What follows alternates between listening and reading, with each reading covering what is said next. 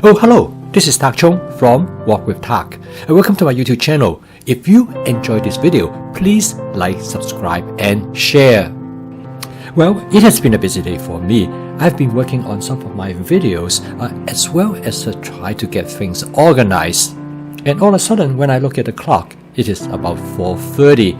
I better start cooking dinner. I asked my wife what she would like to have for dinner. She said she would like to have some chicken and some vegetables. Okay, not a problem at all, because I have some chicken already prepped. All I need to do is thaw it out in about 10 minutes. I cut up the chicken as soon as I brought them back from the supermarket, and I freezed them in Ziploc sandwich bag in 8-ounce portions. If you'd like to learn more about how I prep my chicken, you can take a look at this video. Using this method, I can thaw out the chicken in about 10 minutes in lukewarm water. This is great. It allows me to have chicken anytime I want.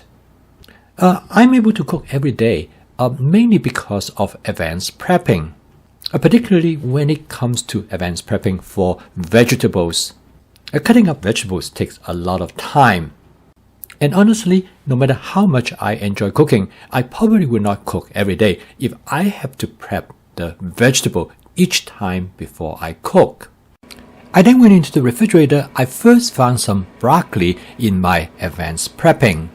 I prepped this broccoli about 1 week ago and they still looks really good.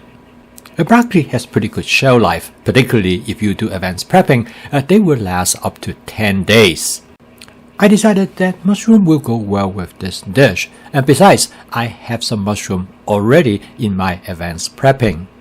This mushroom is also about 1 week old, and mushroom, again, if you do advanced prepping, their shelf life up to 7 to 10 days.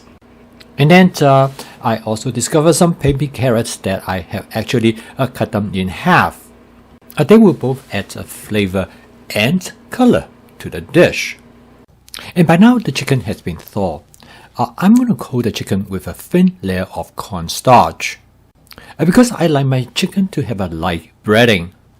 To flavor the chicken, I use a seasoning mix from my masala dabur.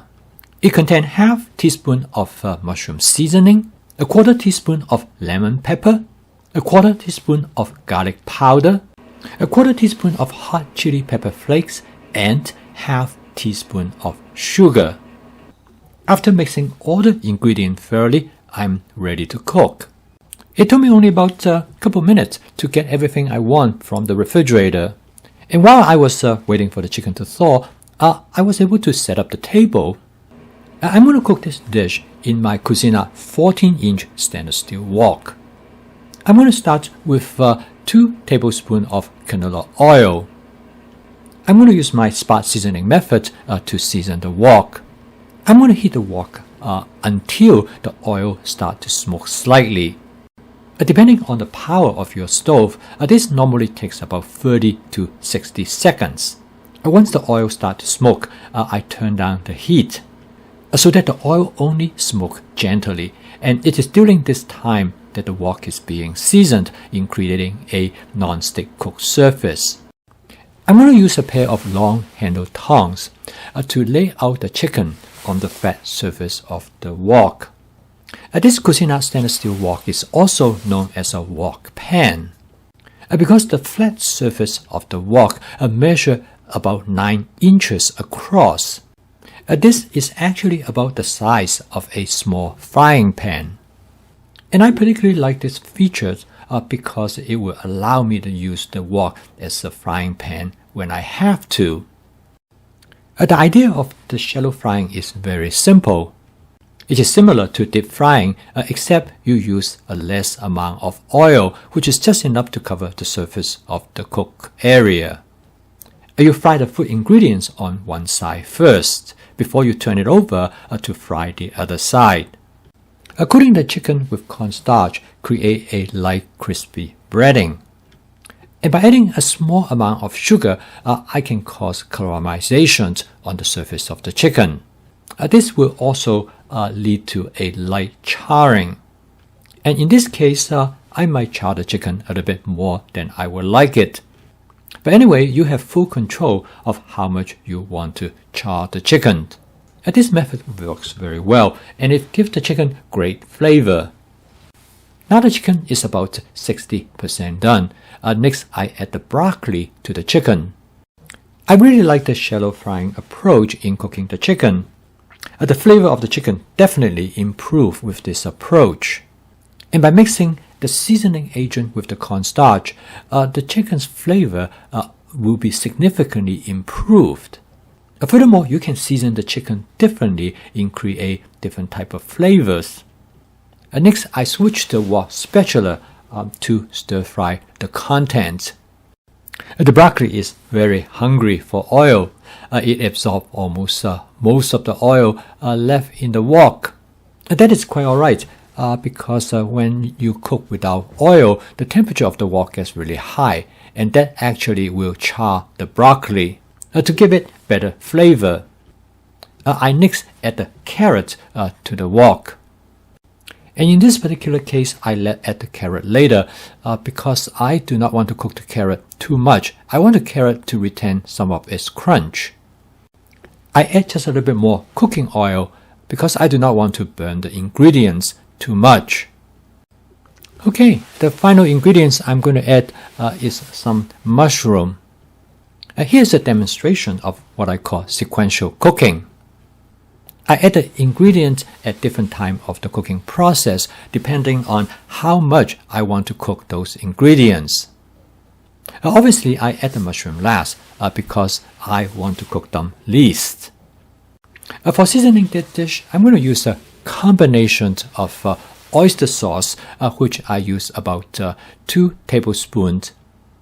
And this is followed by using 1 tablespoon of hoisin sauce.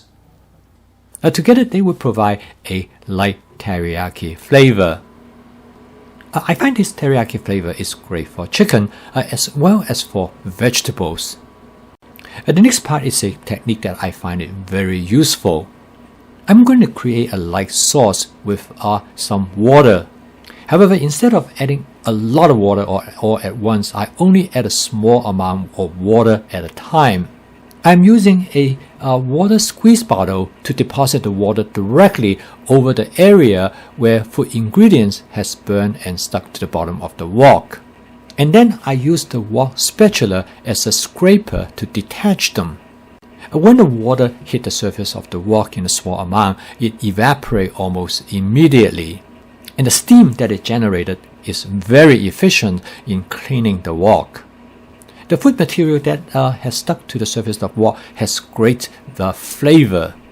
And by using this approach, you actually return the flavor back to the dish. And I call this method spot cleaning because you clean the specific spots on the surface of the wok. Also, there's another advantage by only adding a small amount of water at a time. This will allow you to control how much sauce that you want to make. Some people like a lot of sauce, but I only like a small amount of sauce. This makes the food ingredients has a more intense flavor. And I did a taste test and to see whether the vegetables are in the texture that I would like. If I like them softer, then I will steam them a little bit longer. I transfer the completed dish to a serving plate. This dish is very fast to cook, and the total cook time is a bit less than 6 minutes. So okay, this is one of the 2 dishes that we have for dinner. Another dish is a light salad with avocado. That's what we normally have, usually 2 dishes. Well, I think this is what makes my fast cooking system work. With flavor chasing, advanced prepping, stir frying, and template-based cooking, I'm able to cook most of my dinner in about 30 minutes or less. And I find it totally acceptable because I'm able to cook all my meals from scratch using whole ingredients.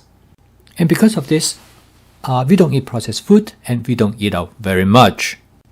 So generally, dinner for us is about an hour from the time we walk into the kitchen to the time we have everything done and clean up.